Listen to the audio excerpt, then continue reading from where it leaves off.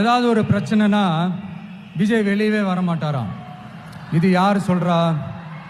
இந்த மற்றும் பலர் கட்சியில் ஒருத்தர் இருக்கிறார்ல, 10 தடவை தோத்து போனாரு, இன்னமும் திருந்தாத ஒருத்தர். அவரு சொல்றாரு, ஐயா அனுபவசாலி அவர்களே, உங்ககிட்ட ஒரே ஒரு கேள்வி ஒன்று கேட்குறேன்.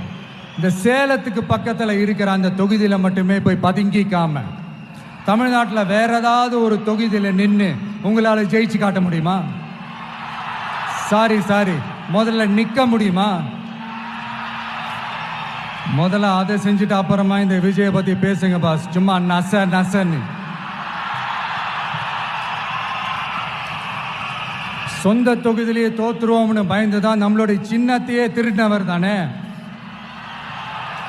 அதனால தான் நம்மளோட மன்றத்தில் பல